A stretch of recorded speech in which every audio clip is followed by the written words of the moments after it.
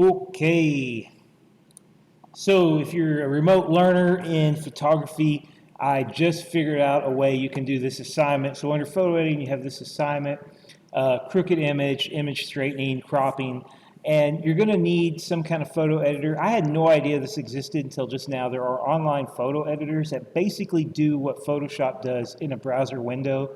Pretty amazing. The one I found that seems to work really well is called Photopea, and it's kind of amazing. It's supported by ads, so it's going to have some ads over here in the corner. But other than that, it seems to be free. I think this works on your Chromebooks. I hope it does. Somebody told me they checked it for me and it did work, so hopefully it works for you.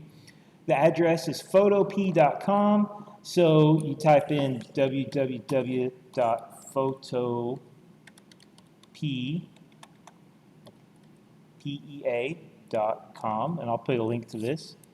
Open it up, and you get this screen. So you got a simpler version of Photoshop. It says Photopea here. So what we need to do, I'll go through the directions to this cropping so you guys can do it on this assignment. So over here in classwork, photo editing, first thing we need to do is get this image.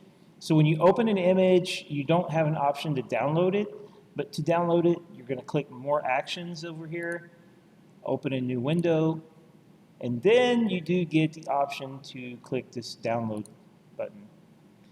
Okay, so that's going to move it to my downloads. It should be in your downloads on your Chromebook. So I'll go back to Photopea. So what I'm going to do is go to Open from Computer and go to my downloads. And there is Crooked Image right there on top.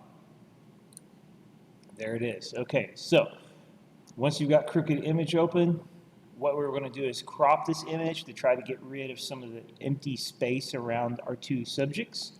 So the crop tool is this right here. Click, and you're just going to click and drag to crop and pick an area you want. And then you're going to need to rotate a little bit. And the reason why you need to rotate is if you were to get this straight line, you'll see that the horizon line is not level.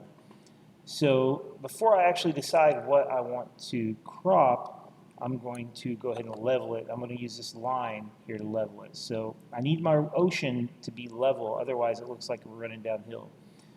Okay, so I'm going to take my mouse cursor off the crop, and you'll see it turn into that little symbol right there. That's the rotation symbol, so I'm going to rotate it so that it's even, parallel with the top of the water. Looks like that's good. And I'm going to move the crop back up, and I can kind of grab these handles to shrink it some more if I want to get closer. I could bring it out more if I want to get farther away. We want to make sure we crop out this white space, and we want to make sure we crop out any extra water space we don't need. And just for rule of thirds, I'm going to crop a little bit of this empty space to her right out and try to get her head right about on a third of the image, right about there. Perfect. Okay. So once I'm done, up here there's a check mark. Probably the enter key should work too. Yes, it does. And now we are cropped. So I'm going to go to File, and I'm going to say, export. Export as JPEG. And save for web, export as JPEG. That looks like that's going to work. Gives you all the settings you need. Hit save. There it is. File, save as JPEG. It doesn't let me change the name of the file, so that's probably where you need the more like the to get that. Maybe you have to have an account or pay or something. I'm not sure. But it does let you export the JPEG file. And since I exported it, when I go to my files and I look at downloads, I have the original version, and then I have the one that I just cropped and saved, and it just added a 2 to it. So that looks like that should work. We'll try that out. See if it works for you guys, and you can upload that image. Get that uploaded soon.